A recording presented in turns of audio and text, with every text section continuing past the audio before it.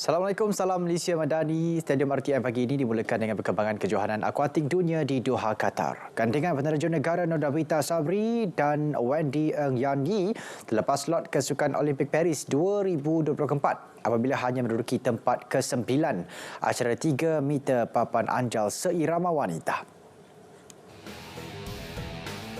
Pada aksi final di pusat akuatik Hamad itu, Nordavita Wendy mempamerkan terjunan mengecewakan apabila hanya mampu mengumpul 258.30 mata keseluruhan. Pingat emas disama wakil China diikuti Australia, pingat perak dan pingat gangsa dirangkul pasangan dari Great Britain. Nordavita Wendy perlu menduduki tempat keempat terbaik untuk menempa slot ke Paris. Bagaimanapun, Nordavita dan Wendy masih mempunyai satu lagi peluang menerusi acara 3 meter papan anjal individu yang bermula hari ini. Terdahulu, Nordavita dan Datuk Panela Rinong turut terlepas tiket acara 10 meter platform seirama untuk ke Paris 2024 selepas hanya menamatkan saingan di kedudukan ke-12 di kejohanan sama. Beralih ke perkembangan Liga Hoki Malaysia MHL 2024, Tenaga Nasional Berhad TNB menebus kekecewaan 2 musim berturut-turut apabila berjaya menjulang Piala Sumbangsih tahun ini. Untuk menyamakan kedudukan, TNB melakar kemenangan itu selepas mengatasi juara bertahan Terengganu Hoki Team THT 3-1 menerusi penentuan penalti di Stadium Hoki Nasional Bukit Jalil malam tadi.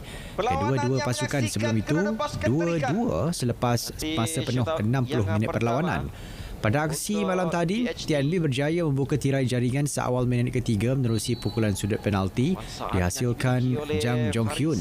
TNB terus selesa di depan selepas Muhammad Azra Aizat Abu Kamal menggandakan jaringan pada minit ke-24. Namun dalam tempoh kurang seminit, THT merapatkan jurang menerusi jaringan padang Muhammad Fitri Sa'ari. Suku ketiga menyaksikan aksi yang lebih sengit apabila Fitri Sa'ari sekali lagi menewaskan penjaga gol TNB untuk menyamakan kedudukan pada minit ke-49 menerusi pukulan penalti stroke. Lulusan seri itu kekal sehingga whistle penamat dan perlawanan dikhirit ke penentuan pukulan penalti. Syarul Saabah, Nik Muhammad Aiman Nik Rozmi dan Azrai tidak berdepan masalah untuk menyempurnakan pukulan sekaligus membantu TNB menjulang kejuaraan pembuka musim 2024. Biarpun berjaya merampas kejuaraan, pengendali TNB, Nur Saiful Zaini Nasiruddin akui masih ada ruang untuk diperbaiki anak buahnya. aksi yang cukup berdebar. Permulaan yang baik dengan memenangi Piala Sumbangsih. Tetapi saya sangat tak puas hati dengan game lah saya rasa. Kerana kita memiliki beberapa banyak peluang untuk menyalurkan gol dan kita siakan ramai pemain Malaysia especially mereka tak dapat perform. Saya tak tahu kenapa, especially menjadikan gol. Saya kena lihat balik mungkin keletihan ataupun off dia punya performance dah menurun. Kenapa off peak season saya tak pasti. Saya kena tengok check balik lah. Dapat gol pertama mereka. Sementara itu, aksi final wanita pula menyaksikan Negeri Sembilan NSE gagal mempertahankan kejuaraan apabila tunduk 0-3 kepada Malaysian University juga menerusi penentuan penalti. Bermula suku kedua, Anith Humaira Harudin meletakkan Negeri Sembilan di hadapan pada minit ke-16 menerusi pukulan sudut penalti. 3 minit sebelum suku kedua tamat, serangan balas Malaysian University membuahkan hasil apabila Iwan Husin mengikat kedudukan 1-1. Bersambung, suku ketiga Malaysia University berada di depan menerusi Siti Nur Arfah Muhammad Nur pada minit ke-40. Tidak lama selepas itu, Anif Humaira sekali lagi meledak jaringan menerusi pukulan sudut penalti untuk menyamakan kedudukan 2-2 sehingga whistle penamat dan dikhirit ke penentuan penalti. Gol-gol Malaysia University disempurnakan Nur Mazaitul Hanim Syafi Syekh Fuad, Siti Nur Arfah Muhammad Nur dan Nur Amirah Syakirah Zulkifli. Acara hoki 5 sebelah bakal dipertandingkan pada Tamasya Sukan SEA 2025 di Bangkok, Thailand. Presiden Konfederasi Hoki Malaysia KHM, Datuk Seri Subhan Kamal berkata maklumat berkenaan akan diterima daripada Persatuan Hoki Thailand. That Hockey 5 is in the SEA Games. So it's going to be another 2 gold medals opportunity that we will have. Kita akan tumpukan lebih kepada Hockey 5 dan juga kepada indoor hockey because these two sports I think we will be able to do well not only in Asian level but we should be able to do well in the world level. Jelas Datuk Seri Subhan, penambahan acara sukan hoki itu ia akan mencerahkan lagi peluang kontingen Malaysia menambah pingat emas di sukan C. Ia susulan prestasi cemerlang skuad negara yang muncul naib juara di Piala Dunia Hoki 5 sebelah baru-baru ini.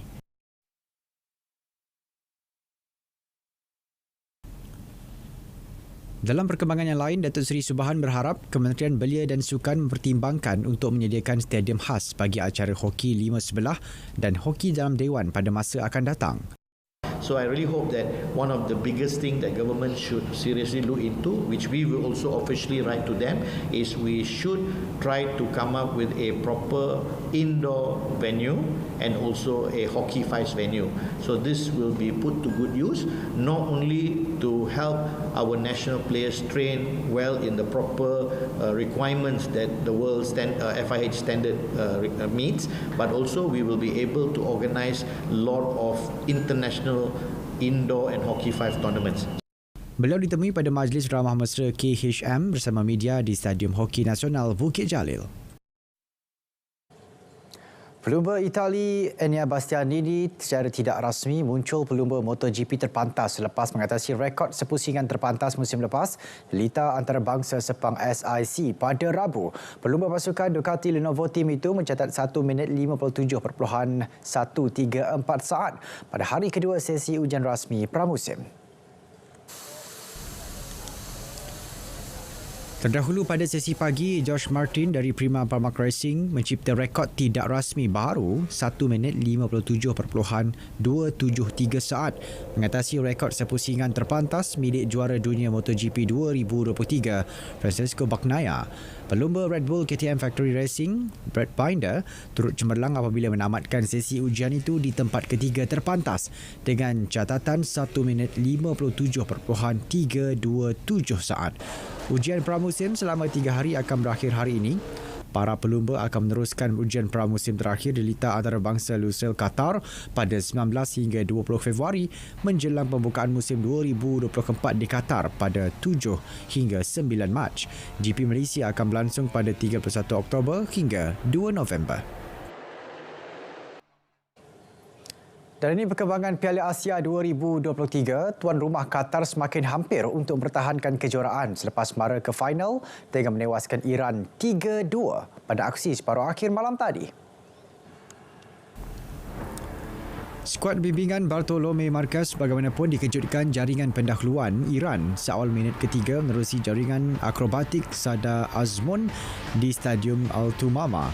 Qatar kemudian menyamakan kedudukan menerusi rembatan Jasim Gadir Abdul Salam yang tertampan Said Ezzatullahi pada minit ke-16. Sebelum rehat, Akram Afif meletakkan Qatar di depan pada minit ke-43 selepas berjaya melepasi 4 pertahanan lawan. Bersambung babak kedua, Iran kembali mengikat kedudukan 2-2 selepas dihadiahkan sepakan penalti pada minit ke-51. Almos Ali kemudian menceriakan penyokong tuan rumah apabila meledak gol ketiga Qatar pada minit ke-82. Hasrat Iran untuk bangkit selepas itu pula bertambah sukar selepas Shoja Khalilzadeh dilayangkan kad merah pada masa kecederaan. Qatar akan berdepan Jordan bagi menentukan gelaran Raja Asia di Stadium Lusail Sabtu ini. Saudara, sekian Stadium RTM dari Sungai ke Segara Palestin pasti merdeka. Assalamualaikum, salam Malaysia Madani, salam sukan untuk semua.